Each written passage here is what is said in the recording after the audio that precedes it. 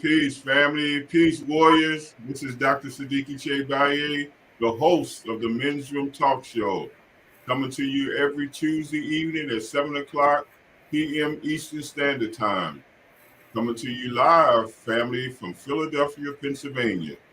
This is the place where you're going to hear the voices of our black men, our warriors, the ones who are doing positive things in our community, the ones who are being the example, the ones who are fulfilling their purpose, the ones who are gaining the respect back. Because too often the black man is blamed for everything that ever happened to us, including slavery. And we must set the record straight.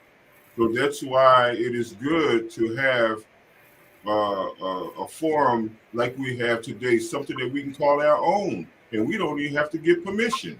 Isn't that a beautiful thing? This is our thing, the Men's Room Talk Show. You know, highlighting and acknowledging the black men in the community that have gained and that is worthy of respect.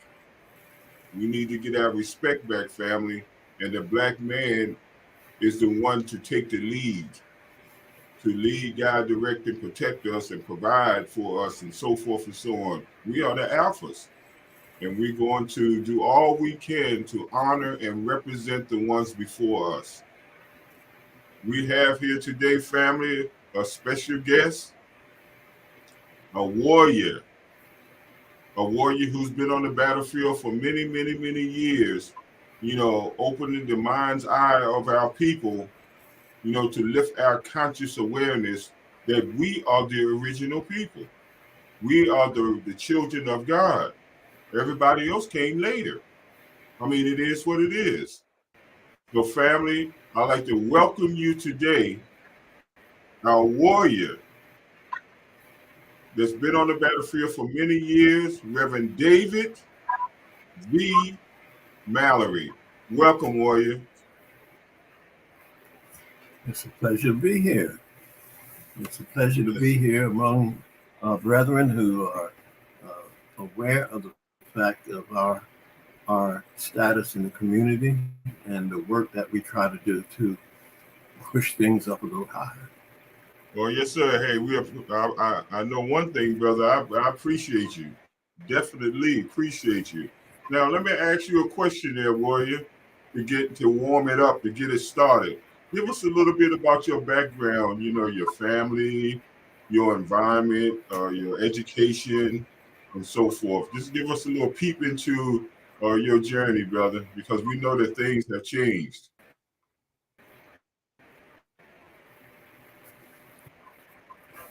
Well, I got a good start with my family sending me to boarding schools. I went to one in Bordentown, New Jersey, which was run by the state of New Jersey. My parents pulled us out of public schools because things weren't all that nice for black children back in the 40s and the early 50s, especially. So they pulled us out. Number one, they didn't want us to uh, uh, get out of school without having some kind of a trade. So the boarding schools both gave us a trade as well as a really great academic background. And also it put us in contact with African American teachers, which is something that was a big help to us. So I went to Bordentown Manual Training Industrial School. It was run by the state of New Jersey for black kids in state, and some of them came from out of state too. But we had half a day of trade, half a day academics. We had military training also. And the good thing, we had nice military uniforms on, and we felt important. And those teachers we had, oh, they were just absolutely great, different from the school teachers that we had in our local communities. Then I went to a similar school in Downingtown, Pennsylvania. Most of the kids came out of Philadelphia, actually. But we were fortunate to go there. The trade, academics, the same thing. And plus, you worked on the campus, which helps to pay for your board. So that was my high school education. And I did finish up at this high school I went to at HBCU, Virginia Union University down in Richmond, Virginia. And I finished my baccalaureate. I got my master's in divinity there also. So that was I majored in sociology in undergrad, and then I went right into the graduate school for theology. So I came back to New Jersey, and before I knew it, I was pastoring the local church in my community, which is Richland. And what a great experience it's been. Well, that's beautiful. Well, before we get into that, brother, and I'm going to ask you a question about that down the line. But Richmond, Virginia. Yeah, that's where I'm originally from, Virginia, Oh, Alexandria, Virginia, okay. right next to Washington D.C. All right. We know that Virginia, Richmond is further down south there. And but let me ask you this: that's a very interesting. You talk about the teachers and the instructors. All of our teachers lived in the same neighborhood. We knew each other. The families knew each other. I remember doing work for my elementary school teachers. 3 of my elementary school teachers, I did yard work during the summer when I was in elementary school. We had a true sense of community. And we took that for granted when they gave us this illusion of integration. And it made us more individualistic than anything, or this attitude, I finally made it, whatever you mean by that. But let me give you I also heard that you joined the armed forces. What branch were you in, and how did that go? Well, I didn't actually join the armed forces. Um, I wanted to. I had the military background from 8th, 9th, and 10th grade school. But when I came out of seminary, I was interested in going into the Air Force and or the Coast Guards. Uh, but they told me I wrote letters and I made phone calls, and it just doesn't seem to me. It just didn't seem that um, that it would work well for me in the military. So I took my social work degree and started working for the um, Children's Bureau in New Jersey, in southern New Jersey. Cumberland and Atlantic counties and Gloucester and Salem counties. So, and I'm glad I didn't go into the military because I didn't think that the war, which was raging at that time, Vietnam, something told me that this is not the war for you to be involved in because it seemed to me a political war. It just seemed to be political. We weren't freeing anybody. We weren't doing any of that.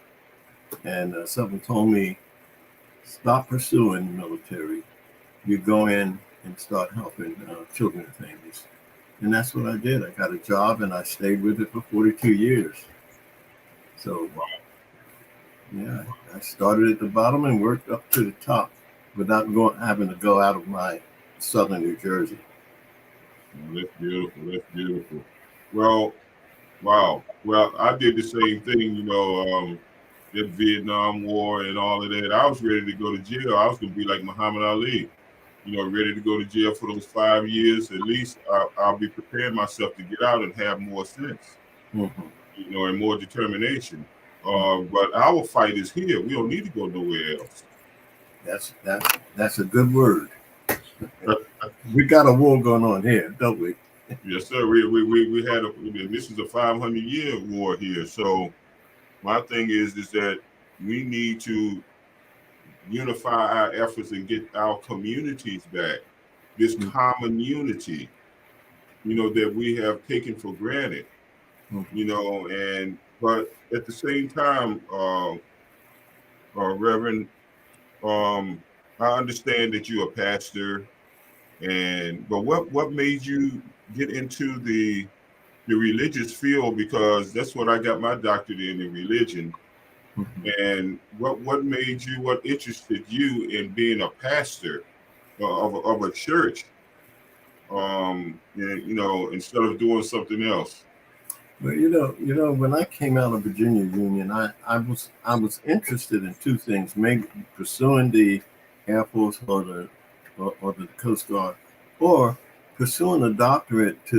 I was just enthralled with the idea of teaching in the seminary, because I had been taught by one of my teachers in seminary had been in Virginia, had been Dr. James Cheek. He later became president of Howard University. And he was such an astute black man, and I wanted to be like him. I wanted to be able to understand like him, to talk like him, to teach like he taught. I mean, that's what I wanted. And I had Drew University in mind, that where he came out of. But it just seemed that I was directed. I mean, I wasn't a big decision maker. I found myself in the pastoral place, and I said, "Okay, well, we can do this, Lord. We can do this." I mean, it was like being directed. I can. That 23rd Psalm is something that I can say has been real to me. The Lord has been my shepherd, and I shall not want. And everything has worked out wonderful to me. Wonderful. Just being in the community and doing things with it. As a matter of fact, when you opened up, the thoughts you shared when we opened up were the thoughts that it just seemed like you were around the table with us when our men's organization got started. And guess what? They named it Just Us, Men's Fellowship. Wow. And it was just like, we got to come together. We got to do something. We got to be something. It's good to be good, but we got to be good for something, And this is what the men felt like. So we started out with maybe 9 or 10 men. Then it grew to 15, then to 20, then to 30. And our little place, we got a little crowded out there, and we had to move into another room or add another room onto our fellowship meetings, our breakfasts. We have one tomorrow, as a matter of fact. But we have one of the local guys who does the cooking. He owned a restaurant at one time, but then he had health problems. He had to stop. But he comes in every 6:30 every third Saturday, cooks fish and grits and potatoes and and eggs and sausage and bacon and biscuits and the whole 9 yards. And the men just they just come together, snow, sleet, rain or shine. Uh, but it was the feeling that we need to be together, and we don't need to be going to funerals where everybody comes together and wonder, well, who's that over there? And who's that over there? We just had to come together. And that's what we do. We come together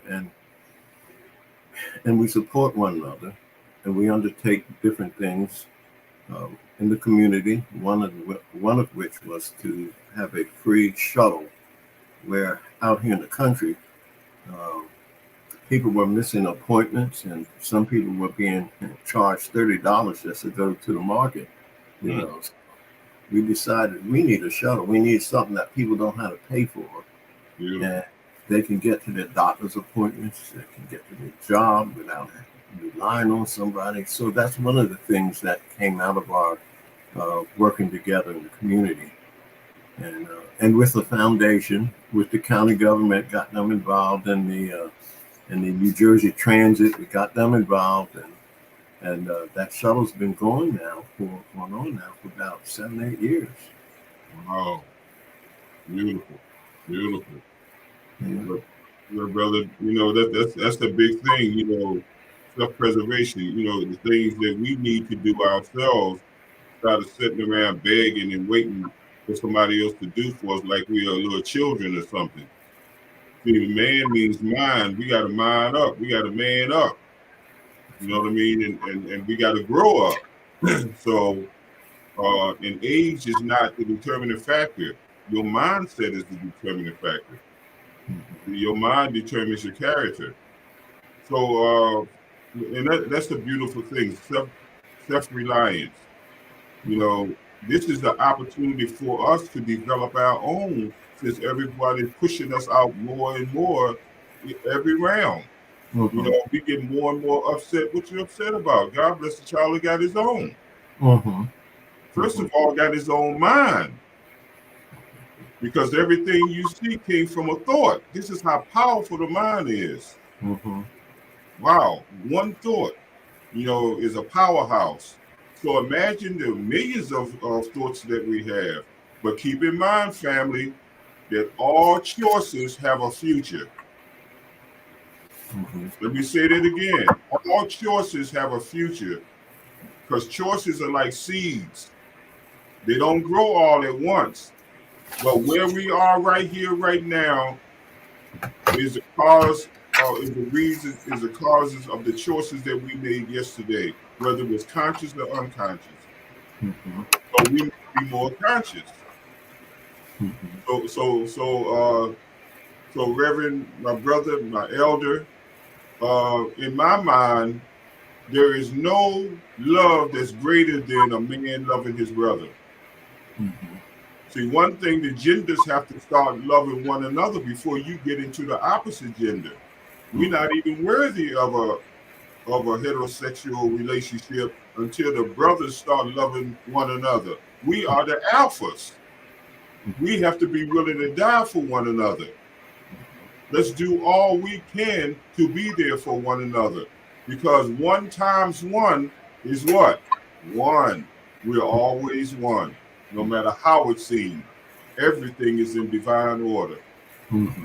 So Warrior, I understand also that you was reading your bio and so forth. You were a professor? Yes, I taught sociology at the Cumberland County Community College for a few years. That was on a Saturday mornings. That's what I did, and it was a joy to do that. And it made me think of I should have gone on a Drew anyway, but the Lord didn't see it that way.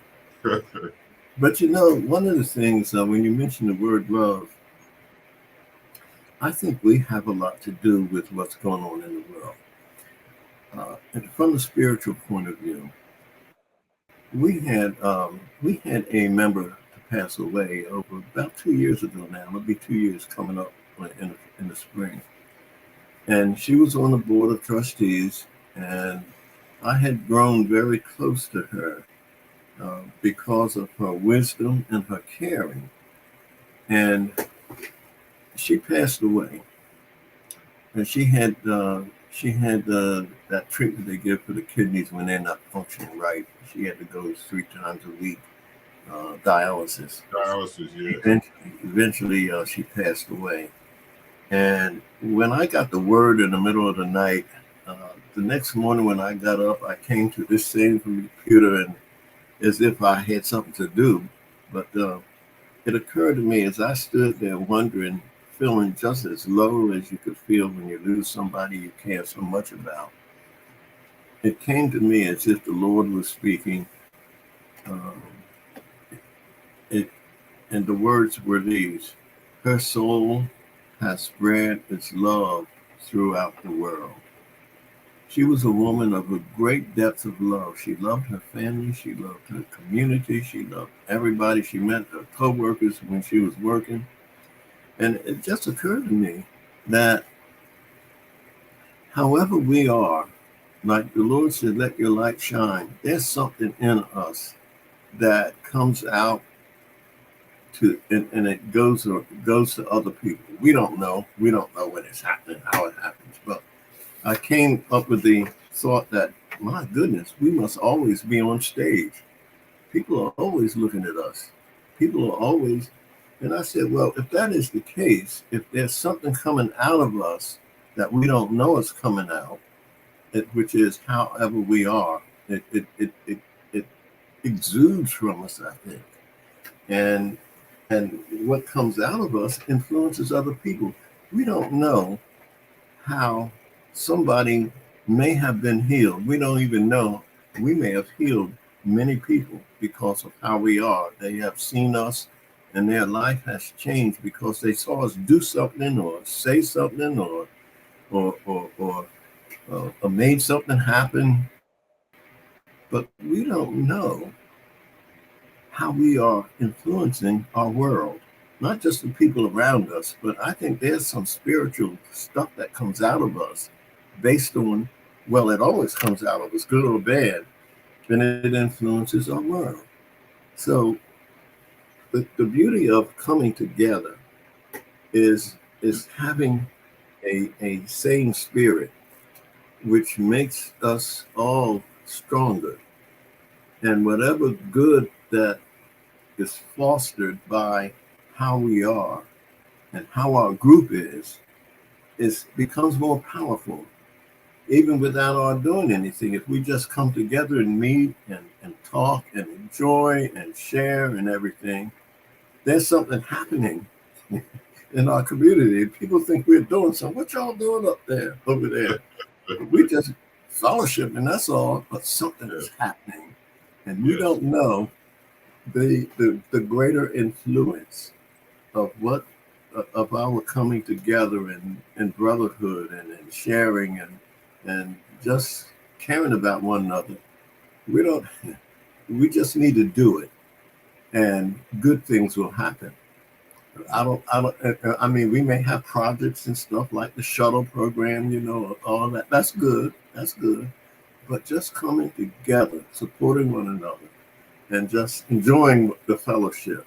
Yes, sir. Yes, sir. Fail not to assemble yourselves together. See, and that's what it's all about. It doesn't matter about your religion. It's about godliness. If all of us say we love God, then what's the problem? So the thing is that I really appreciate what you have said, and that you shared with us. Um, can you um, share with us why is it so important for us to remember our history? Well, I read this book. This thing is thick, and when I share it with somebody, they look at me as if I'm crazy. You want me to read that? But it was The Warmth of Other Suns, SUNS, The Warmth of Other Suns, and it was written by a black lady who just wrote a phenomenal book. I think she got a Pulitzer Prize for it. The, and this book told me stuff that I didn't know about now. Now, I've been down in Virginia back in the 1950s, and things weren't nice. I even got attacked in a store. Um, and I was on a line with sit-ins and all that. But what I didn't know, I did know a little bit, but it became clear reading that book, The Warmth of Other Suns, that black people came up out of the South in droves, millions and millions of black people, and they came up to Detroit and Boston, Philadelphia, and all of these places. And as I read this material about what they did, how they got settled, how they would come up and then call their family down or bring their family up, how the white Southerners didn't want them to leave because they did all the work. You know, y'all can't go nowhere. One person in the book that I read was threatened with a gun in his head. You ain't going nowhere. And if I ever hear tell of you trying to get up out of here, you know, I mean, these people, I, I, I, I had heard stories, but when I read that book about our history down south, I mean, I had all of the read about all of the war, the Civil War, and all that. But man, just to see that history was important to me because I understand now better some of the things that we do and why we do them. I understand better why we have certain things that go on in the church, why people love the church so much, or our elders did, because they would come to into the church after being called Mabel and Johnny and boy and girl and all of that. They came into the church. They could be called uh, Deacon Jones or Mother Roberts or Evangelist so and so. And these positions in the church were important to them. It's the only place where they could be treated like they were somebody, a human being, you know. This is why our history is important because we understand why we do certain things, how we got to where we are, and why we do certain things. And some things that I didn't like, you know, going on in the church. But after reading that, I said, oh, I understand that now. That's Mm, why, yeah, I'd do it too if I went through what they went through. You know what I mean? It yes. helped me to understand and appreciate who we are, what we do, why we do it, where we came from, and the troubles that we have had just surviving, how we came up here, and I just read, and I remember, but I didn't have all of this background to see how important it was when my mother told me that her family came up here in 1919 when she was just a little girl. Her whole family came up. My father came up. They knew one another. The families knew one another down in Georgia, southern Georgia, right near Alabama. And they came up here and they went to Philly like a lot of other black people were doing. Got an apartment. They crowded in. Everybody crowded into this little apartment until they could all find their own places. And just to understand what they went through, and now I understand why the Latinos have done the same thing. When I was a social worker, there were a Latino would buy a house, rent the rooms out to families. But that's what we did. We did the same thing when we came up here, and I didn't understand that until uh, I, I read that book. That's how we. It's just amazing, the warmth of other suns, and just to know our history is so valuable to understand who we are, how we got here, why we do certain things that we do, and also what we need to do to move a little higher. Wow, wow, wow. That's deep. I appreciate you sharing that. And see that as soon as you ended up by saying what you're saying, that clicked into my mind that we must know the reasons and the whys of things. and stop being dumbfounded about certain things. We must pursue the answer, no matter how much it'll hurt. We must hurt and get it over with because we hurting anyway. Because the enemy is going to make sure that he keep the pressure on. So it's very important for us to know the difference. You know, we are unique. We are the original. So we shouldn't expect everybody else to be like us. Everything that exists have opposites. So what does that tell you about the others? They're opposite. So don't start tripping when you see them doing things that we're not into, because that's not our reality. Our reality is righteousness. Our reality is Godhood. Our righteousness is love with the respect as the foundation to our love. Because I never even heard the word love until I became an adult, because we always taught about respect. Now we running around with all this love stuff, but Tina Turner set the record straight. What love got to do with it when you don't respect me? So we must honor and respect one another. That's the foundation to all relationships, is respect. Then you can build on the respect. Everything in life has a process, and we must understand the processes of things. But we have been made not to be a process kind of people. We've been made to be an emotional kind of people. You know, and your emotions can deceive you. So the wise man goes by what he knows, not what he feels. So we have to start knowing something, family. And I thank you for sharing the experiences, because I remember when I was little, I saw the chain gang and all of that out there on the roadside down in Virginia. So I witnessed a lot of things, but the difference between white folks down south and the white folks up north is the white folks down south, they'll let you know what's up. The white folks up north, they got this little, curveball they throw at you. They can pat you on the head by stabbing you at the same time. So, but the enemies are, all of them have the same purpose, and their purpose is to control us. Yes. Keep us in our place, whatever that's supposed to be. And they don't, and they need to know that we're the ones that taught them hygiene. We taught them language. We taught them, education, taught them how to read. Everything that's righteous and divine, the black man and woman created it. So ain't no need being spooked up about that. You want to speak on that, Reb? As a matter of fact, what I'm going to add to it before you say what you're going to say is, why is it so important that the black men need to come together? That's what. Say that again. Why is it so important that? Why is it so important for the black men to come together and assimilate and to talk and to organize? Well, we have something important in us, the black men, and it needs to be pulled together. It's something dynamic. I mean, the women have they have the same thing on, but the men are what you use the term alpha.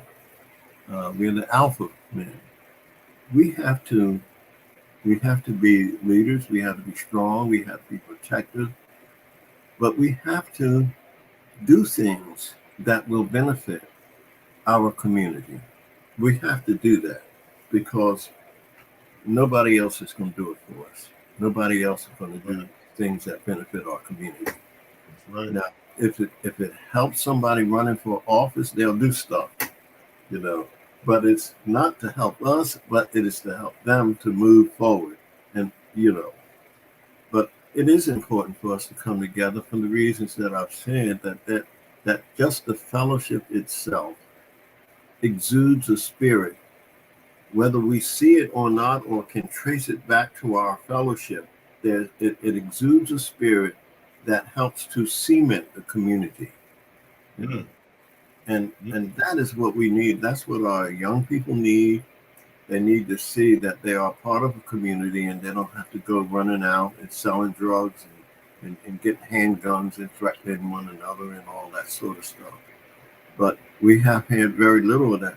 You know, one of the things that we did have, I think you probably heard about the young man who was in high school, and he was a wrestler, and the referee made him cut his hair off. Right. That happened in our community, and his grandfather was a member of our men's fellowship. Wow. That grandfather came in there. He was fit to be tied. He wanted to get. Knowing him, he was talking, but he would have gone out and got no machete or a shotgun or all that stuff. But he was man. But the group rallied around him. The Washington Times sent up a reporter. They sent up a photographer who sat and talked with us to get the story. And what we did, we ended up writing a letter to the Board of Education and also to the organization, I think it was the Scholastic organization that sends them out or that sanctions these referees to go to the schools. We told them the board, he cannot come back here. We told the Scholastic organization he should not be refereeing, and the school board agreed he will never come back. And the Scholastic Association also suspended him for a couple years. And they said, if you come back, you will have to come back only if you've had training in race relations. So I think that was what the men's group did. They rallied around this family and let them know that they were not alone at all. Beautiful. So that's what helped us when we did the sit-ins, that the black community rallied around us. I mean, we sat in, but they didn't close the stores because of us sitting in. They closed them because the black community said we ain't going there no more, and their income of these stores started going way down, and so they said, "Oops, we better do something." They started opening up. Some of them got rid of the food counters altogether, but they opened up, and we didn't have the same kind of problems that we used to have. But we got to come together so that we can support one another. And like you said earlier, the battle was here, not over in Vietnam. The battle was right here. This is what we got to deal with. That's right, brother. Oh, that's beautiful, man. And it's just, you know, that what you were saying, what came to mind. See, a lot of times there's a difference between hearing and listening. Hearing can be surface, but when you're listening, you're hearing things that a person is not verbalizing. You're hearing more.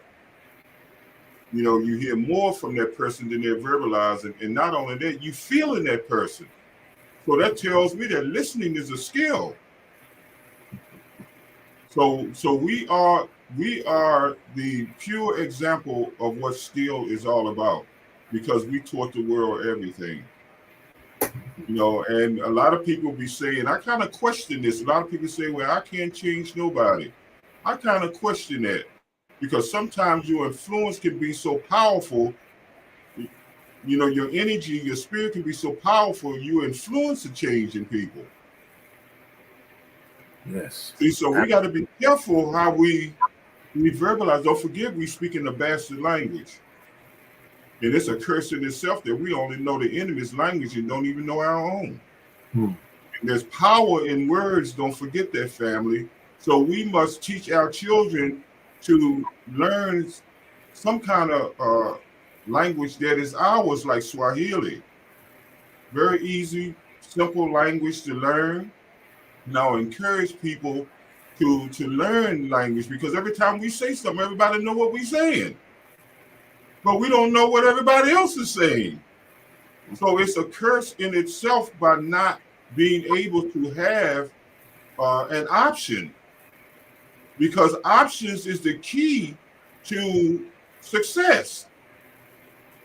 When you have the individual's ability to create options, that's what true success is, because no one can box you in. So we need to create options, family, and stop blaming our children when they say that don't forget, children equals foolish. So why are we surprised that the children are acting foolish? So how do we combat that? But with the ones who claim they got the sense to create an environment that is conducive to them not being a fool. It's up to us. We got to stop blaming the effect and start understanding the causes of the effects. We are the causes.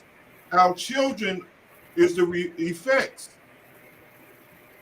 So we have to address the causes, family, in order to change the effect. Thank God for blessing us with choices. Wow. A lot of people say, I don't have no choice. I say, you know what? You had a choice to say you didn't have a choice. Everything is a choice, whether it's conscious or unconscious. We got to be more conscious. Mm-hmm. We have to be more mindful. We have to be more intentional. We have to be more deliberate.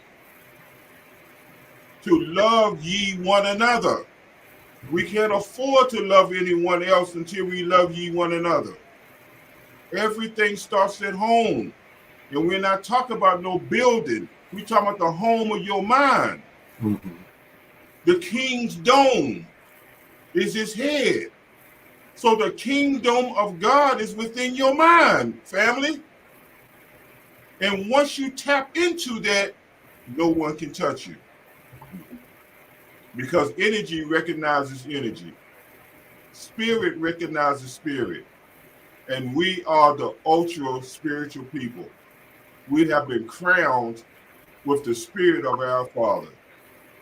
And we must act like we know and stop walking around with your head all down and everything, like we were taught. Look at the tips of the enemy's shoes and all of that. Nah, we got to be vertical. We got to be 90 degrees. Straight up. Then no one can ride you when you straight up. So if there's 4 sides to the 90, 90 times 4 is what? 360. So we got to be 360, family. Come out of that box and get on the 360 and keep it moving. And always remember, what goes around comes around. So be patient with what you plant, because seeds don't grow all at once. So we have to have faith. Before I ask you another question, I just want to make this last statement here. They said that when you pray, I kind of, after you pray, what's the first thing that you should do after you pray? You should be patient. And patience develops faith. That's the process, family. You pray, patience, faith. We have to give God a reason to bless us with what we desire. You can't fake that. And life does not excuse ignorance. It gives you benefit of the doubt. That's what you call grace and mercy. That's just the benefit of the doubt.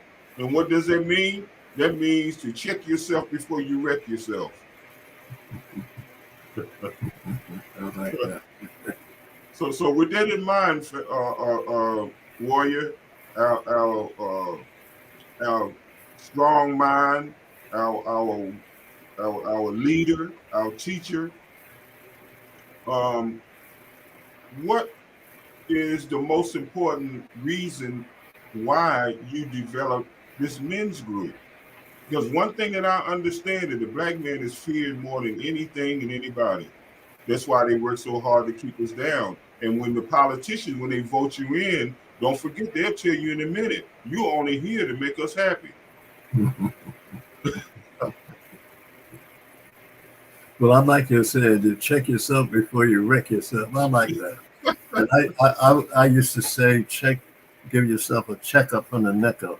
There you You go. We say that too, brother. Yes, sir.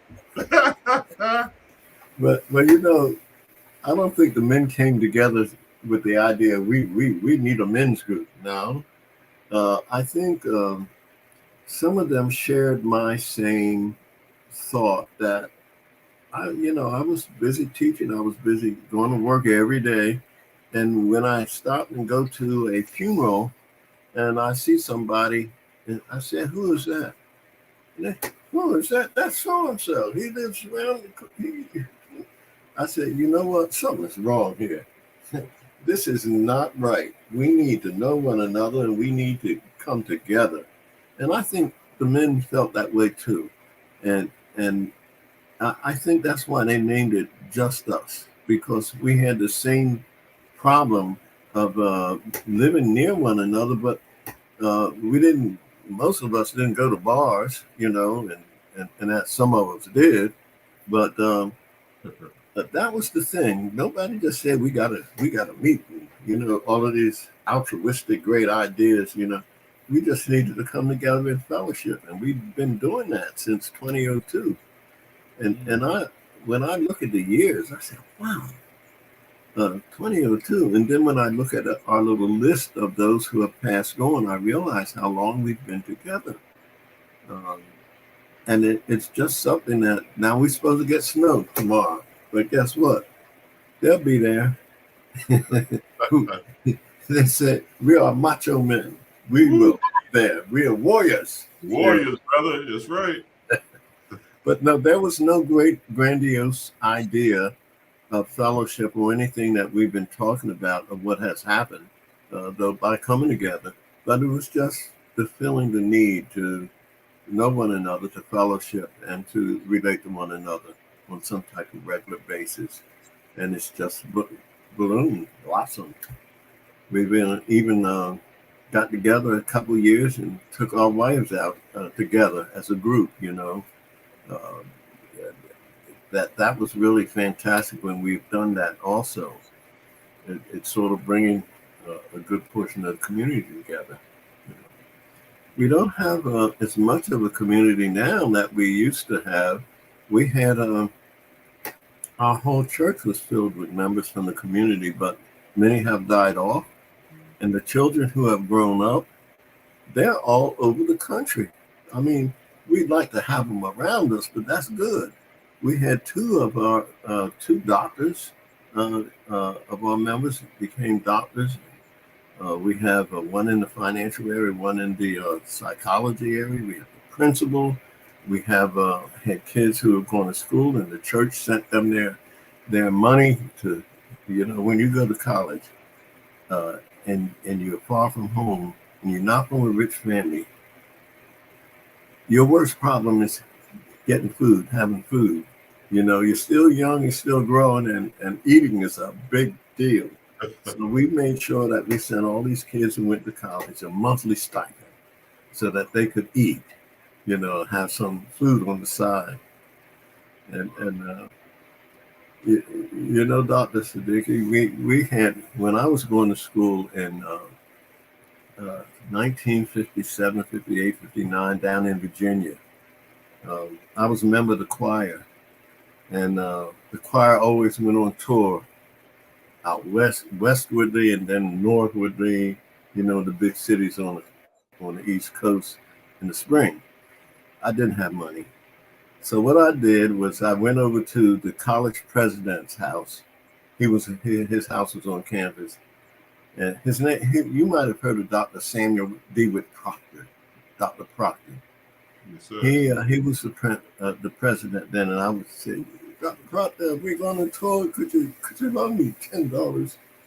And $10 was a lot of money in 1958, 59. That was a lot of money.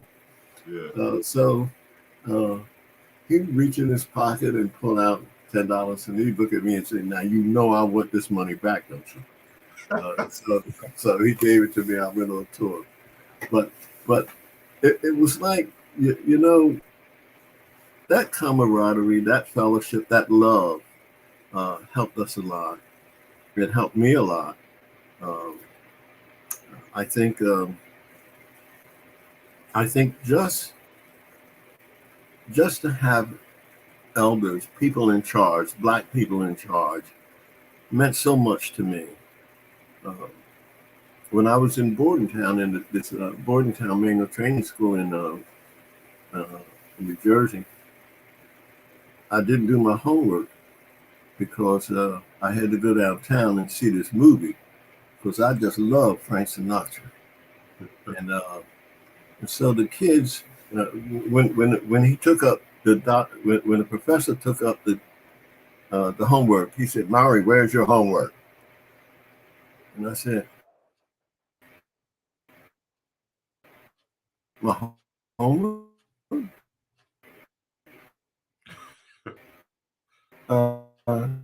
No, I didn't do it. You didn't do your homework." And I was wondering why everybody in class was laughing. So, and he said, "You didn't do your homework." I said, "Maybe he didn't hear me." I said, "I had to go downtown to see the movie Young at Heart. You know, Frank Sinatra was playing in that movie." So he said, "Maui, I'll see you after class." Uh-oh. You know what? I sat down, waited, everybody was gone. He came up to me and said, "Maui, when you got homework to do, that's more important than seeing movies. Okay, you like Sinatra, you like Doris Day, that's a great movie, you know, but do what you have to do first, and then you do whatever else you have to do." And you know what? He didn't shout and jump up and down and bam on the desk or anything. He just told me that in a quiet voice. Uh, and every time I think of that, I just feel tears welling up because it was so different. That care and that love that poured out of that man to help me. And do you know something? All of my life, from that moment on, I did what I had to do first. I took care of business. I just, something simple like that. Mm. Something simple like that. Somebody caring for you. That Mm. made a big difference. And I Wow. think that's why my parents pulled us out of the public schools, the integrated public school, and sent us to those boarding schools. They wanted us to have those experiences. And Yeah. that was just one. I had plenty of them. And that's what we need to do with our kids today. This is what we need to do in our community today. And not just act like we're the sheriffs. We should act like we are loving people and caring and have a way of reaching our kids, our young people. And not only all our young people, some adults too. You know, what you said was so true, how important speech is, language. Um, Words can be more dangerous than bullets. They can kill more people than a shotgun. And it has. Language is important. And I wish I could be. There's some people who pick up language just like that. Bam, they got it. We got I have one of my cousin's daughters. He studies Chinese, and even went to China, and and all that. I said, that's amazing. That's her. The Lord gave her that ability, just like some kids start playing the piano at 4 and 5 years old. I mean, everybody got their talent and skills, True. but True. I would love to learn our language. Uh, I really would. True. Well, we had a language, but we kind of bastardized it, Ebonics. And we're into this. Don't you be coming here talking like that. Speak correct English. And I'm saying correct English. Everywhere you go, they got a dialect of English. So what's correct? You see what I'm saying? Is it So New England or is it Georgia or is it yeah, exactly. yeah? Yeah, Alabama, whatever. You know what I mean? Everybody got their dialect of the language that we say speak correct. And what do you mean by correct? So we always want to perfect everybody else's stuff. You know what I mean? And when you're speaking the language of the enemy, you're empowering the enemy. Because don't forget, words is power. And we give over our powers all the time and not even conscious of it. Mm-hmm.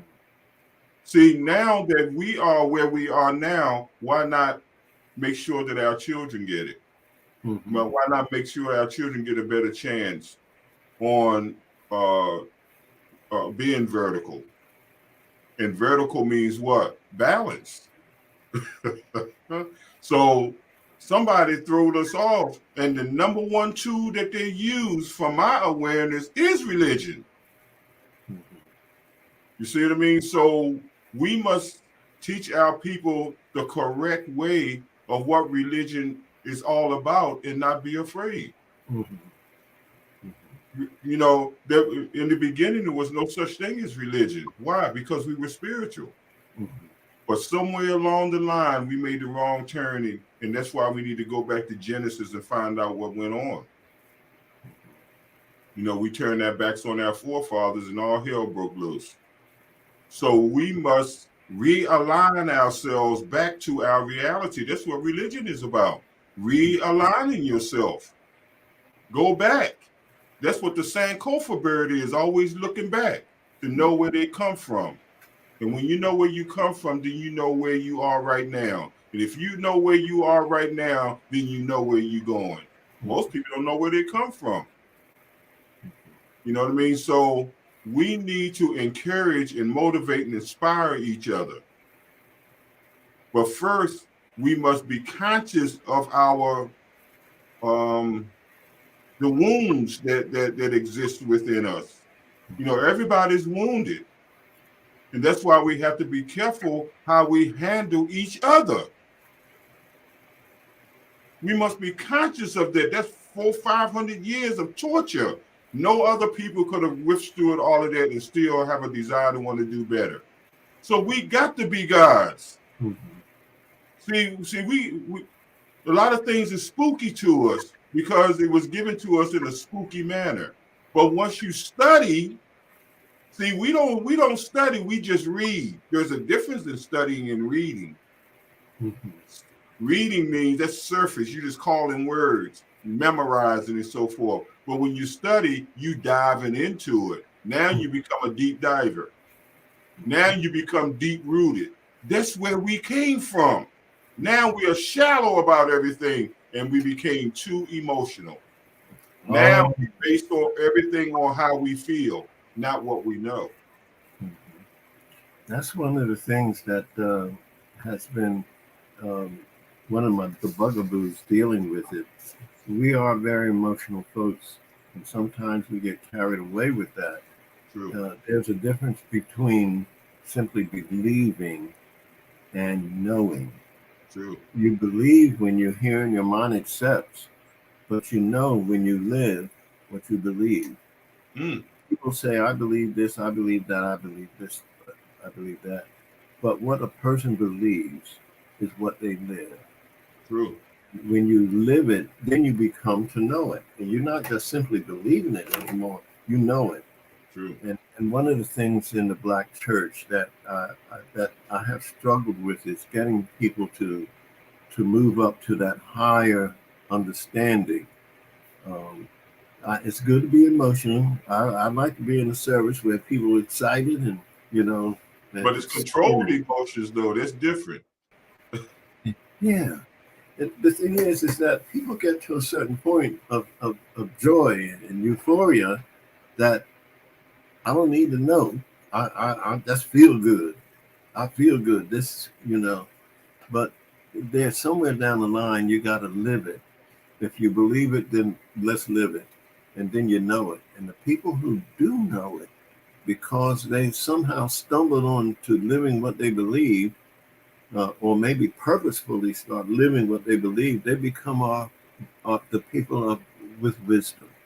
And you can sit down because they're not talking about something they believe. They're talking about something they know, they experienced it, they've tasted it, they know its strength, its weakness, and they know what to say to you as you make your way up life's path. They're the wisdom people now. That's true. Now let me ask you this. Because when energy gets together, you know, energy brings energy recognizes energy, and we bring out the best in each other. Now, what you just said, what popped in my mind was, if I know something, do I have to think about that something? Well, what you know becomes a part of you. Right, there you go. It's your character. Yeah, that's what it is. Yes, it becomes a part of you. And when you speak about it, you don't have to think about it anymore. You just say what you already know. There you go. And that's a beautiful thing, man. You know what I mean? Knowing that's why, the wise man goes by what he knows, not what he feels, not what he thinks.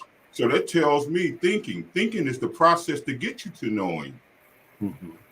See, everything is a process. We have to understand process. We are not a process people anymore, unless it's a requirement from the system. Mm-hmm. Then we all in. Mm-hmm. You know what I mean? But when it's a requirement that shows the love and respect for one another, it seems like we have a problem with that to a degree. Mm-hmm. Well, when you believe something, the next step is to say, how do I operationalize that in my living? Jesus said, if you follow my word, you will know. He didn't say, if you listen to me some more. He didn't say that. He said, if you follow what I've already said, then you will get to know the realness of what I said. You will get to know the realness.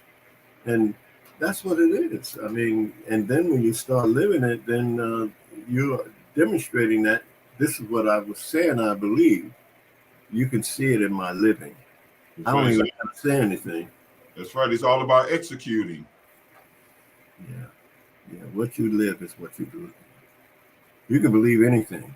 True. But what you live is what you actually come down to. Brass tacks is what you believe. Yes, sir. Wow. Thank you. Thank you for clearing that up. That's beautiful. See, I knew you was a thinker when I first saw you at the African American Museum in Atlantic City. And most people don't know that there's an African American Museum in Atlantic City at Stockton University. Right as you come to that last stop before you enter Atlantic City, you see a sign on the right-hand side that says African American Museum. And don't you know, brother, that we asked people all the way around that area, even across the street from it, they did not know. Wow, some things can be so close, we get blinded with it. Mm-hmm. So we have to be more intentional about everything and stop freestyling everything. Mm-hmm. The freestyling is the thing that gets us in trouble. Mm-hmm. You know what I mean? We have to understand the process to get from A to B and try to make it as straight as possible. Because we don't have the luxuries everybody else have. We're 500 years behind. So we have to be more on top of our as they say, on top of our game, to make sure that every move we make and every step we take count. Mm-hmm. And that's what and I feel good about you gathering these men, the thinkers, the heads, the minds, the seed carriers. Mm-hmm. You know what I mean? And that's why when the enemy goes and conquer different places, what's the first thing he do? Destroy the seed carriers. Mm-hmm. And then he plant his own seeds in the women, and they become a new kind of people. That's what's going on today. Mm-hmm. So we must know who we are and pass it on and not take that for granted. Whatever you've been blessed with, what good is it to have it and you have no one to share it with? What good is it? Everybody have an obligation, responsibility to pass on what you've been blessed with. Mm-hmm. So the others won't have to go through what you went through. That's what you call true giving. Mm-hmm. We can't afford not to give because giving is a principle. But regular people feel that giving is losing. I ain't gonna give him mine, man. He might have more than me. So we got this kind of attitude, this loser's kind of attitude that has been thrust in us. And we must understand that and stop blaming each other. Stop pointing the finger at each other. Stop accusing one another. because all of us got the same enemy. Mm-hmm. And all of us got the same ass whipping from the enemy. You know, and so we must understand that we have more in common than not. Yes, we do. Yes, we Yes, do. sir. So warrior, the time is moving fast, brother. I got to get you back on here again because I know you have a lot to share and a lot to motivate, inspire, and encourage us to continue to move forward in spite of the way things seem. You know what I mean? And the way things seem, we must understand that everything is in divine order. There's no such thing as accidents, luck, chance, and coincidence. There's only cause and effect. Mm-hmm. And God blessed us with the ability to change things, you know, understand with the understanding of the process of the change. Mm-hmm. Because everything is about the process. It took a process to even get us in the state that we're in today. Mm-hmm. And so we must develop a process to reverse it. To reverse it. Life is simplicity. It's not that difficult. It's just a matter of choice and say what you mean and mean what you say.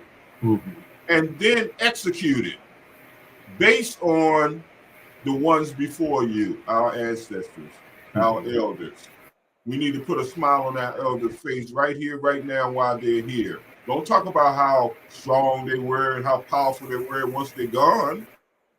Let's give them their due right now to give them a reason to stick around. So it's all good. Are you still there? Hello?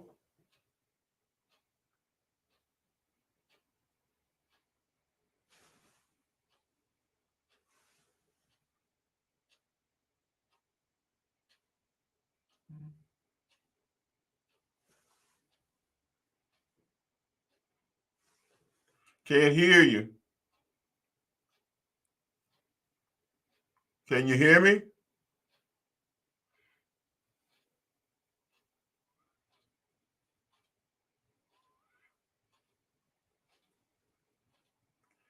Can you hear me, Queen? Yes, I got you. Unfortunately, we had a malfunction here, but his system seems to have gone off. So let's wait for him to come back on. And so that we can have the In the final meantime, words of would you, yes, Go ahead. but I also would like, before we end, if you could get him to speak a little bit about his involvement with the Martin Luther King Center in, what's that, Vineland? No, what's the part of New Jersey? They just had Richmond? yeah, right. Yeah.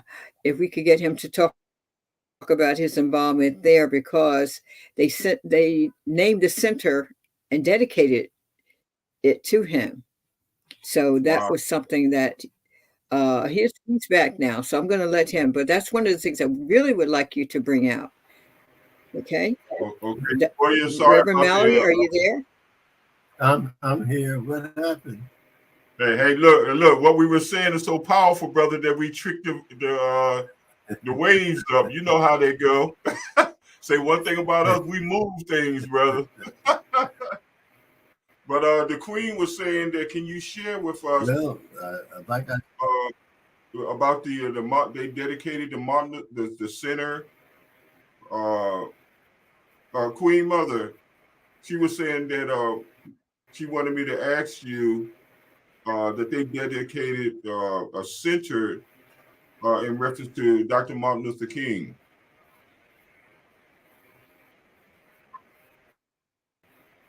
Did you hear what I said? couldn't. The center that they dedicated to No, Dr. you were Martin, breaking up. the center that they dedicated in reference to Dr. Martin Luther King. Oh, okay.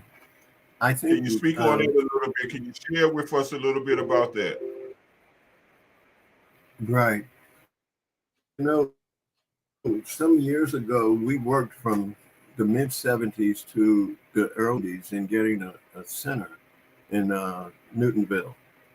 And in around 19, I mean, we were working for a whole decade plus.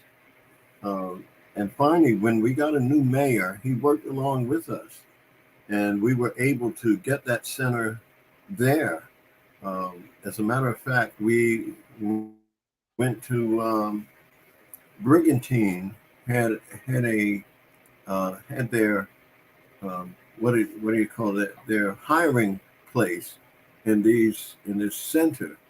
It was maybe about 12 different units put together, and the township had something like $80,000 that we got from our efforts. Uh, we got a grant from the state of New Jersey. So after some years, we were able to go to Brigantine. They wanted to get rid of their employment center, and it was over. But it's big. You were there, and you saw how big it is, and it was put up there at the center. But I think that I was a part of the group. Maybe because I spent so many years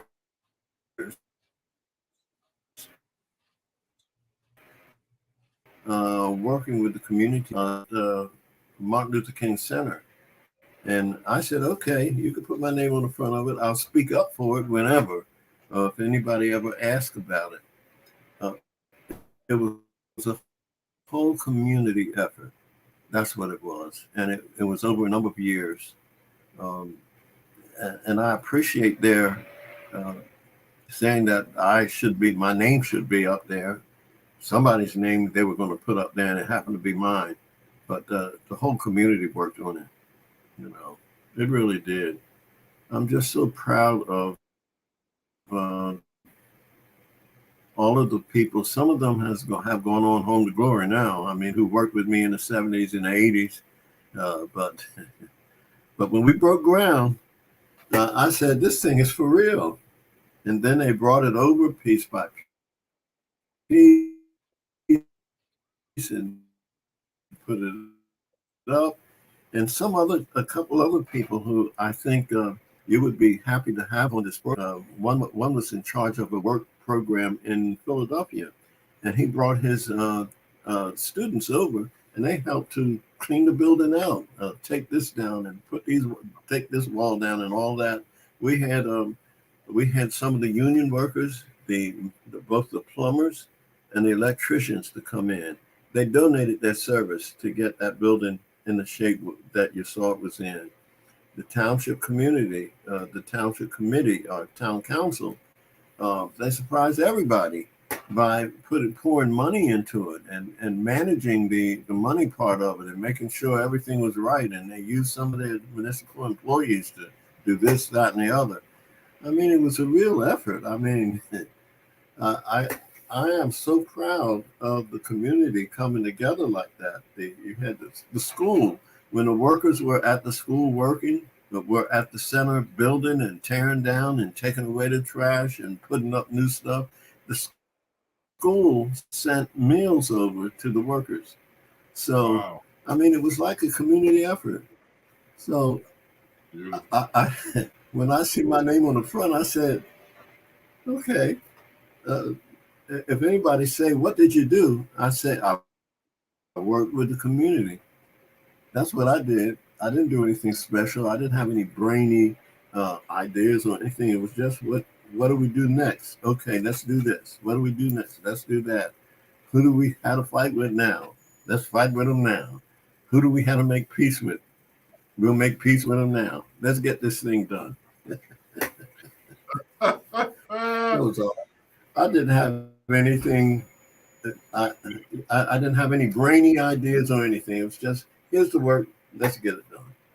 No, warrior, you were the chosen one. You were the ones that the Alphas chose to lead the way, and that was acknowledged. I was just at the center last week, and in Newtonville, New Jersey, when they had the fair there, when they honoring the artists, the Black artists that were there. It was a great affair. I love supporting our people. Man, it's like it does something for me. It's like an upliftment because the energy is so powerful. The spirit is so powerful when we gather ourselves together. There's nothing like it. And everybody know that, but we need to know that. So unity is the key to it all. And that's what they always promote, division, because we are their greatest fear. We are their greatest fear. And I thank them for honoring that to you, that building, because you deserve it, brother. You deserve to be honored. All of us, they see you are actually representing them. Like you said, it's not just you, yeah. But it's just like if all of us are alphas, all the alphas going to choose one person to lead us, but it doesn't lessen the rest of the alphas. Everybody's still alphas. That's true. You see what I mean? So you are actually representing everybody. And that's a beautiful thing. At times I was the quarterback, but the quarterback can't do anything if the wide receiver don't catch the ball, if the running back doesn't get through the holes made by the lineman, So everybody did their job. Everybody did. Team effort. Well, that's beautiful with you as the quarterback. So that was a beautiful thing, brother. And I thank the Creator for you. I thank the ancestors for you. And like I always usually say, that we are the ancestors having a human experience. You cannot destroy the spirit. It only transforms. This body goes back to the earth. That's why when you read Genesis, it says, let the food from the tree be your meat. And let the herbs from the field be the healing of the nation. So I ask people, okay, I know that meat was our survival food, but I never knew that meat grew on trees. So my thing is we got to work hard and smart to get back to our reality. You know what I mean? If we can't do it, we need to give our youth a better chance. Well, God has been good to us. And I know that when I repeat the 23rd Psalm, I mean it. The Lord is my shepherd. Woo! I shall not want. What more can I ask for? It's true, brother. And that's what makes life so simple. So that was the Martin Luther King Center experience. That's a beautiful center, brother. And I commend you and all those that had their hands in the development of their community. It's more than a building. It's a mind. It's a thought. It's a mindset that was created by vision. You had to vision it before you even, put it together. So we, in spite of it all, we still are the master thinkers. Mm-hmm. We still are masters in thinking and handling our business. That's why they say life is simplicity. But because we've been catching hell for so long, we think everything's supposed to be hell. And then we question the simple stuff. We're leery of the simple stuff. Oh, that can't be true. That's too simple. That's too easy. Mm-hmm. Mm-hmm. So warrior, two things. Where can and you're an excellent speaker. You are very knowledgeable. And we love you for that. Where can people contact you to where they can get you to maybe speak or whatever their questions they want to ask you, whatever concerns, how can they get in contact with you? My email is probably the best because I'm usually just like I got a call when we were on, and I had to let them know that I'll get back to them. The phone is good at times when I make the calls, but when other people call me, I probably may not be available. But my email is the best way to get in touch with me. Okay, can you tell us the email? Yeah. We got it come across the screen, but we want to, us, we got to hear things more than once, sometimes before it register. Right. So we want to make sure that you say, well, we don't want to give nobody no excuses. My email is DEMAL DEMAL and the number 2, and that's at Comcast.net. DEMAL 2 at Comcast.net. That's how I can best be reached. Oh, that's beautiful. That's beautiful. Now I want to ask you this, since time has moved, man, time moves fast when you're having fun, brother, when you're learning. You know, learning is a beautiful thing, man. It's fulfilling. Uh-huh. You know what I mean? And I appreciate you for giving me that full feeling, brother, and to let me know that what I'm doing, keep on doing it. Because now I'm looking at an elder who knows some things I don't know, who's experienced some things that I haven't experienced, but it lets me know that I'm on the right path. And as long as I can keep my eyes on you, brother, that I'm going the right way. So I appreciate you. Well, after being here, I can say that the Lord has directed you to this work, and you do it well. He's directing you to this work. And I think that people are probably more than likely being helped by the different people you bring on board and that you talk to, and they talk and share what they have in their hearts to share with others. People don't know how important this is. You know, I was just thinking of somebody who had something happen to their leg, and we wasn't, because when our legs are working, we don't know we got legs. But when a leg goes bad, we realize how important they are, you know, and then you get a knee job and a hip job and all that. And you realize, you know, I often think that if we got up in the morning and we went to Wawa, well, everybody seems to go to Wawa where they are to get their coffee and their donut and their breakfast sandwich. And suppose you get up one morning and you jump in your car, no traffic is bothering you or anything. You get to Wawa, there's nobody there pumping gas, nobody there getting coffee ready, nobody, no sandwiches and nothing. Then you say, what's going on here? Did something happen? So you get on your phone and start calling people. Nobody's answering the phone. And after several frustrating hours almost, no touch with anybody, and something's going on, you realize you're by yourself. There's nobody else here. Then you realize how important people are. I mean, you may not know them, but you see them. You see them driving. You see them at the gas station. You see them at the Wawa. You see them all over the place. Okay, everything is good. But we don't realize how important other people are in our lives or to our lives. And maybe that empty Wawa experience would help people to understand that people are important to you. People are important to your life.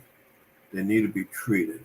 No matter what their color, what their language, no matter what their backgrounds are, people are important. And we need to realize that they are as important to our living as our ears and eyes and nose and legs and knees. And people are important. And I just wonder, what is it that makes people think that war is the way to go? You know, I see people and shooting and killing and war, just the way to go.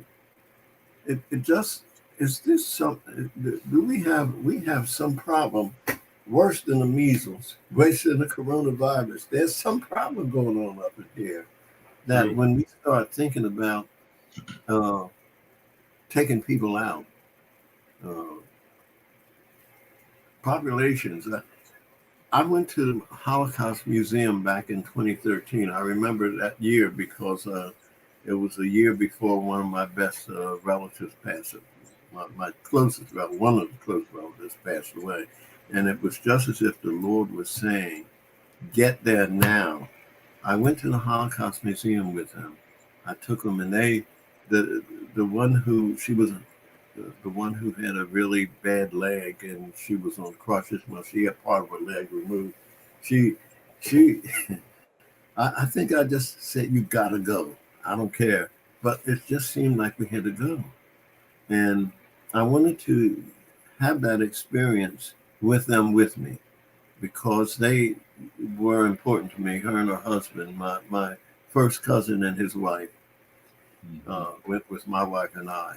And they just had to be with me when we went to the Holocaust Museum to see one of the worst tragedies in human history. Uh, and it just doesn't make sense. It doesn't make sense to have seen Emmett Till at the Black Museum that we went to also at another time. I just don't understand what it is about the human being that makes them feel that this is a right thing to do, a good thing to do, to wipe out this race of people, or to enslave this race of people, or to kill off these people over here. It doesn't make sense. And I asked my daughter, who now is a doctor in psychology, I said, y'all got to explain this to me. I don't understand this. She even said, Dad, you need a specialist who specializes in that to explain that to you. I did not take those courses. That's not my expertise. And she promised me that she would put me in touch with her supervisor, who is like that, and has had that training. And she said she would be glad to speak to me. But I'm just wondering, what is it about the human psyche that makes it feel that it can separate from people or human beings by killing them off? It doesn't make sense. That's just like saying I can cut my legs off, I can cut my arms off, nothing to it. And that's what we're doing when we go to war and blow people up, bomb their houses and everything they've accumulated, wiping it out, and it just doesn't make sense. I mean, I could explain that theologically and all that, but it still doesn't reach the depth of sadness and evilness that maybe it has no explanation. Well, everything has a reason. And this is what we need to seek, the reasons and the whys. And that's what we don't do. We just stay puzzled all our lives, beat ourselves up, suppressing everything, but everything happens for a reason. There's a cause for every effect, and there's an effect for every cause, and everything is correlated. And so what we need to do is to understand the conditioning of the mind. The conditioning of your mind will determine your behavior. You see what I mean? Because everything is mental. Now, we are social people by nature. We are gregarious people by nature. But we were taught to be individuals. Do your own this, do your own that. You don't need nobody. You don't this and you don't that. We didn't get here by ourselves. It took a team to get us here, 2 or more. It took mom and dad. So every generation should get better. So what does that mean? We should be honoring them, not finding fault in them, not scratching our head, wondering about this and that, when they know some things that they don't even want to talk about. That is so terrible. We talk about this little lightweight stuff that we've been through, but you can multiply that with them.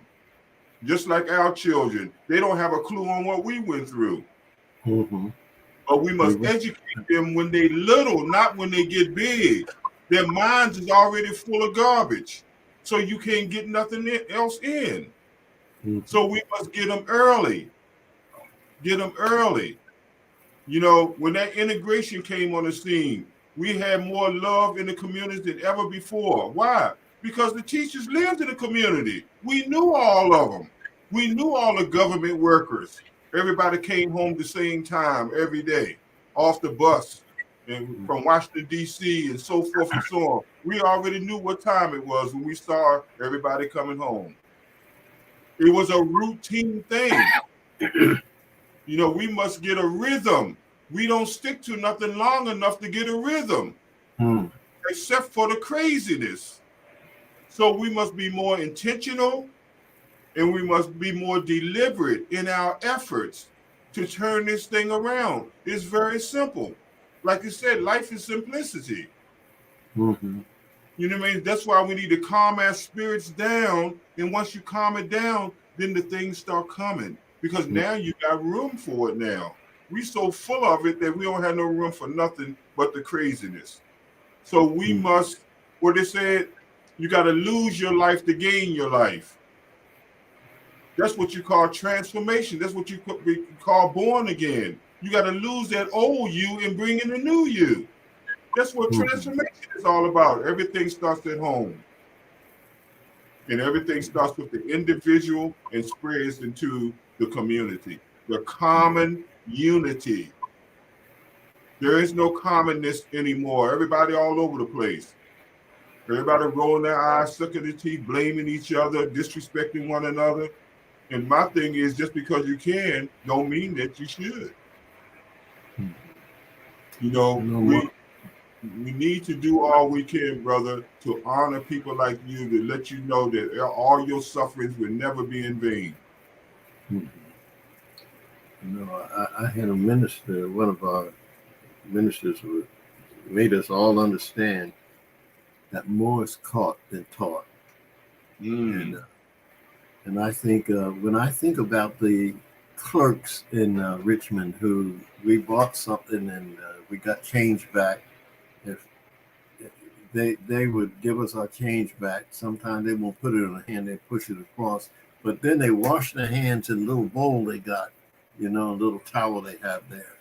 I remember that. And when you said that about being taught and growing up with it in their culture, that's what happened. And this same lady, if she was brought up in another home, another culture, or outside of that deep South, she wouldn't have thought that way about Black people. I mean, that always happens. That happens in any culture in the country, but she could have been raised in another area and with no other parents or who were not brought up thinking that we were inferior or there was something so bad about our humanity that we were less than human, you know. But, you know, more is caught than taught. I remember standing on the boardwalk in Atlantic City, sitting down, my wife and I, we were watching people go by, you know, enjoying the ice cream and dodging the pigeons that wanted to swoop down and get your sandwich, you know, and all that. But I noticed you could tell when families came by, they all walked alike. The Asians walked alike. You know, they kind of had a little shuffle in their feet. Then there was this other family where they would step in lively, and you could just tell. Nobody taught those children that when you walk now, you got to shuffle your feet, you know, like this. Or when you walk, you got to step lively like this or pick your feet up. Those kids learned how to walk when they were 1 year old, maybe, and they patterned their walking after their families, the people they lived with. More is caught than taught. And I think that parents may say this, that, or the other, which seems not bigotry or bigoted, but the kids pick that up too. And they just say it out and get in trouble with their minority friends. You know, why did you say that? Well, I don't know. I'm not that. They don't know that they're repeating the same old and treating you the same old way that their parents learned to treat Black people or minority people, whatever, you know. Well, it's caught and taught. And I do know that people have these ideas about other people, and they didn't sit at the desk and take notes or, you know, and get a lecture. They just learned it from the people that they grew up with or who raised them. So it is so interesting. Uh, when you study all of these cultures in sociology, it's so interesting to see how they all differ and how they communicate with their younger people, the people they raise.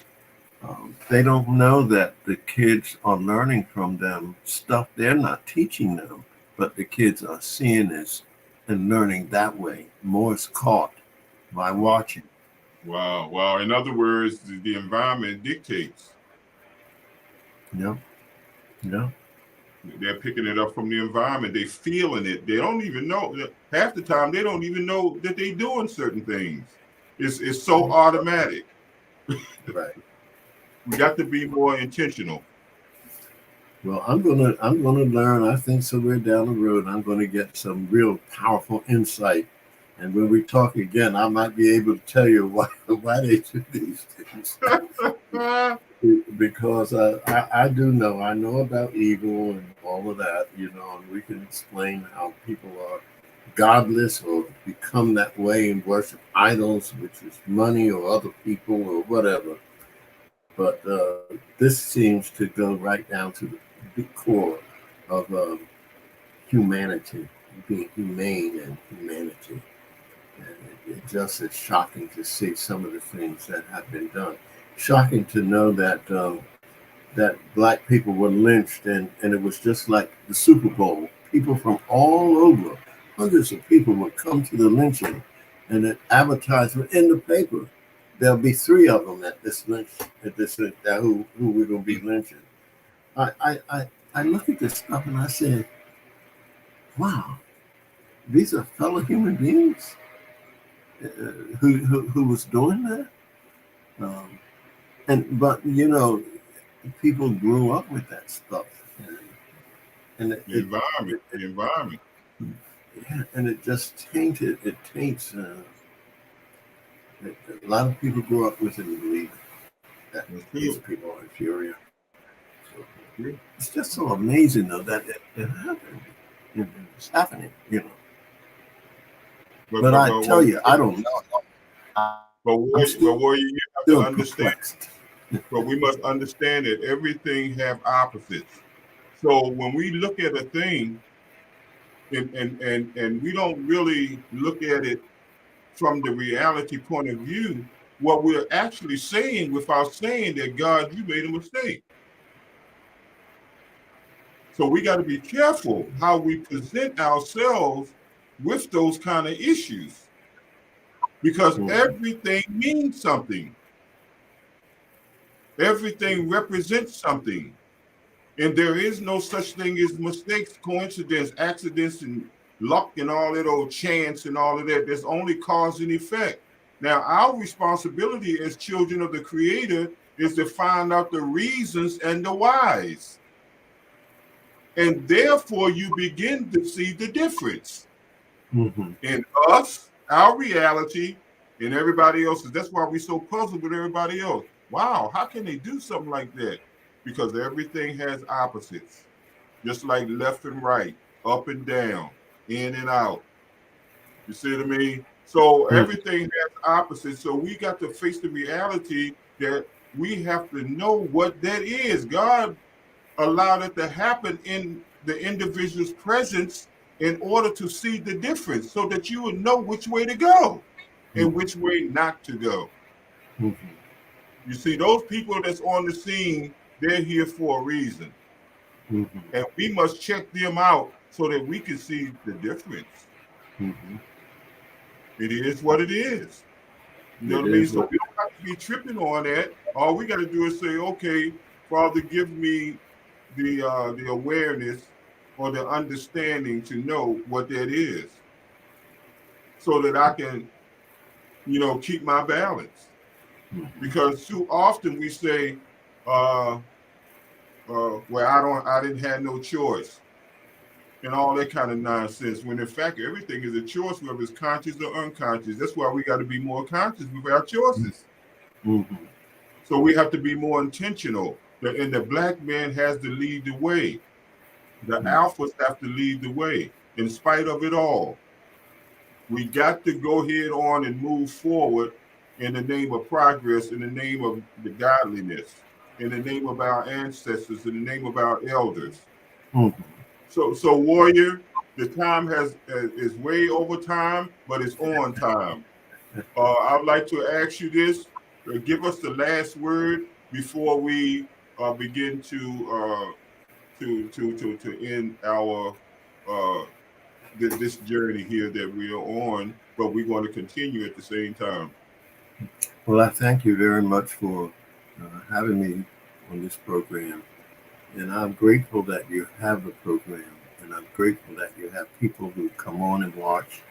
It stimulates, and people can think more and, and get some ideas about their life, their world, and the issues that we all commonly face. They also can get some ideas about the power that inheres in each of us, and certainly in us when we come into fellowship with others in the group.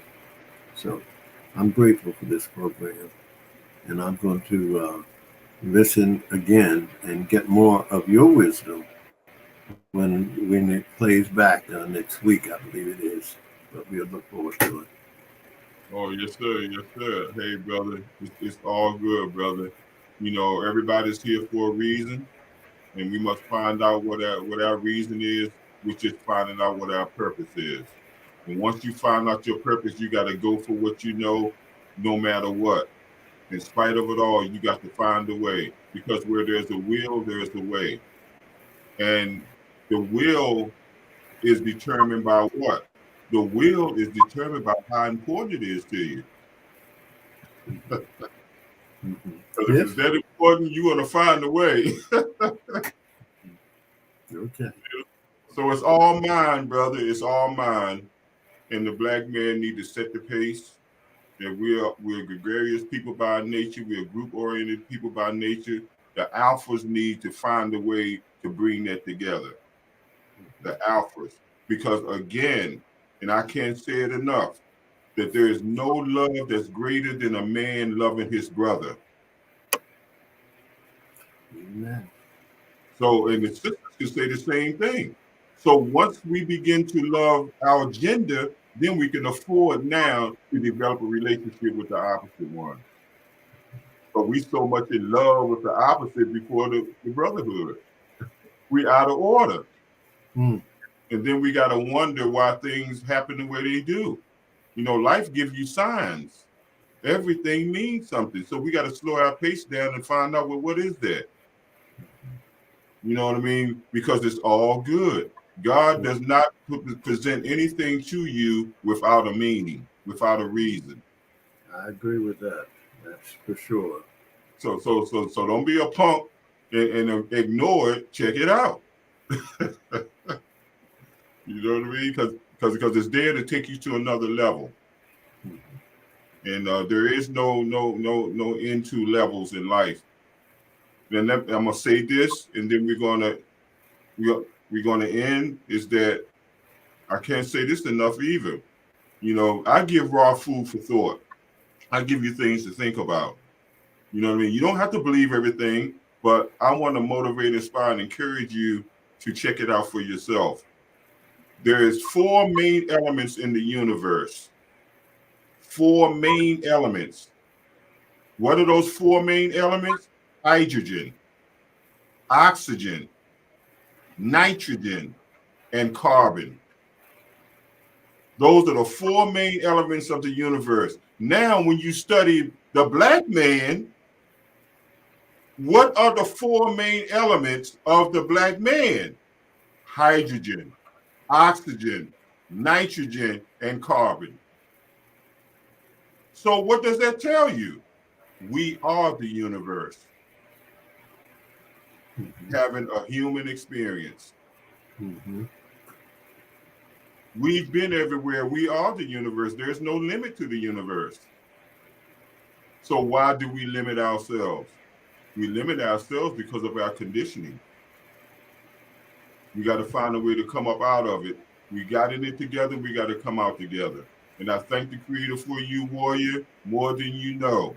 Thank you so very much for taking the position in life that you've taken. You're nothing but, to me, a motivation and an inspiration. And I thank you for that, brother. And because I never had a man in my life while I was growing up, but yet I adopted two boys and raised them. One graduated from Morehouse. I gave him a black experience. I never had that. You see, I wasn't mad and upset about it because I don't know the fullness of why my mom became the way she did and my father became the way they did. But I do understand that they blessed me to be here to do better. So I must honor that. I must represent that because my life is not about me. It's about our people. You see what I mean? It's about me first. By qualifying myself, the first law of nature is self. I got to qualify myself to be a team player. We understand it in the system to play sports and all that. You got to qualify yourself. But what about qualifying yourself in life? Because we are life. The black man and woman are the ones who can bear witness there is God because of our intelligence. We recognize our Father. But what does that make us? So be careful what you put behind I am, because I am is the name of God. So be careful. So with that in mind, family, I'd like to say this. Reverend, let me ask you, give us the last word before we close down. Well, I think you've given the last word already. And I appreciate it. I think I can say that I heard the spiritualism coming from you in those last remarks, that God allows us this earth experience, that and the good and the bad, or we say that it's bad or we say it's good. He allows us this experience that we can grow. Our souls can grow. I don't think for one moment that death is the end. I think there is more to life than living. There's more to death than dying. And I do believe that we are here to grow. And the bad experiences that we call it bad experiences, I think are part of our training of our souls. And we have to deal with these experiences and we will grow from them. The good and the bad, it's all a part of our earth experience, and which has a purpose. And not only did he send us here, he also gave each of us some skills, abilities that we can use to achieve the specific reason why we're here. We may be here simply to learn what it means to be dependent or learn how to be responsible. It's not that we're not here to learn all the items in the textbook. It may be just one thing that we are here to learn. I often think of the persons who, when I worked for the child welfare, I think of the children who were born handicapped, and they will be handicapped all their lives, but their parents have to take care of them. Was it that the person was born handicapped so that he would learn what it means to be cared for? That's an important thing. And the people who take care of them, was he born to them so that they would learn how to take care of someone who needed them? You know, there's a lot to this whole earth experience we have. And though I cringe at the mass murder the of the Jews and the lynching of the blacks, and all that went with all of that, I know that the Lord has sent us here to have experiences, and some of them are horrible to us who see them, and some of them are good experiences, or call them good experiences, but we're all here for a purpose. And we need to make the most out of these lives that we have, using our spirituality and our rationality. So let us continue to go on this journey, growing as we go. Going, growing. Oh, that's beautiful, brother. We appreciate that, and I take that seriously. And I also, every time the minds come together, it always wakes up some things in you. And while you were saying what you were saying, there's no such thing as bad, only if you're not learning. How can it be bad if you're learning? Now, learning can be painful, it can be uncomfortable, it can be hurting, but bad? No. Everything is good. Hmm. You see what I'm saying? There's no such thing as bad unless you're not learning. Mm-hmm. That's the only thing. Because how can learning be bad? It can be painful, but bad, I don't think so. That's why everything in life is good according to your beliefs. It is. Amen. Yes, sir. So with that in mind, warrior, again, I give raw food for thought. That's why I wrote my second book. It's called Raw Food for Thought. And the subtitle is Things We Must Eat. There it is on the screen. Raw Food for Thought. See? And we must tell it like it is, like the old folks say. Just tell it like it is. You have no control over people's feelings. Do your part so you can get your blessings. Mm-hmm. You see what I mean? So we must be real and true to thyself, make it real and keep it real. And with that in mind, we'd like to thank our warrior guest, our elder, uh, Reverend Mallory. We appreciate you, brother, more than you know. And all that the Creator has blessed you with and going to bless you with, you deserve it and you earned it. God is good. Most certainly. You and your queen, brother, you go ahead on. Because when the male spirit comes together with the female spirit, that is God. Amen. Why? Because you can reproduce yourself, and that's the children. So with that in mind, family, I'd like to say thank you for tuning in, our guests. It is very important for us to come together. The main thing that will get us back together is we have to learn how to communicate. Communications will help us build our faith in one another and start believing in one another once again. And stop zeroing in on our programming of always looking for fault. The key to it all is always look for the good. Because there's good in everything, no matter how it seems.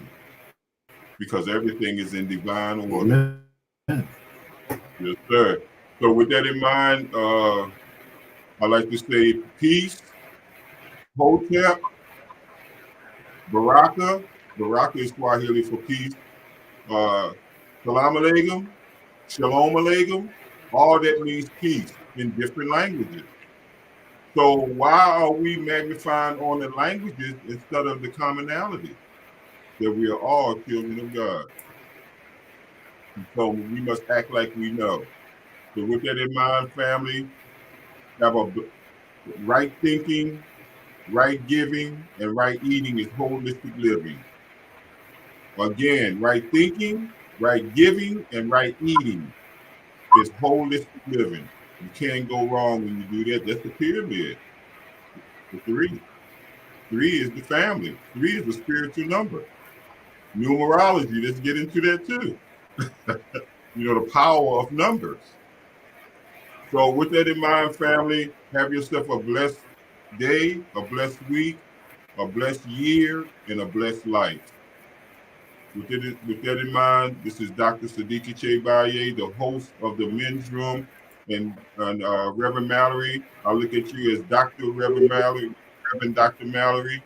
Um, Anyone that you feel that is worthy of being acknowledged on this show, pass it on because we must acknowledge each other and stop waiting for somebody else to do it like we children. Okay. Will do. I really appreciate you, brother. You carry on, warrior. May the Creator and the ancestors continue to lead, God, direct you and your family to greater heights. Amen. Thank you. Thank you, Doc. Thank you.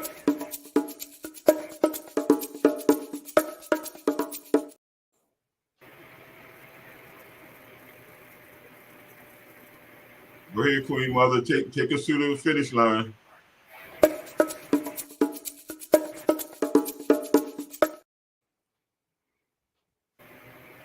It's that technology again.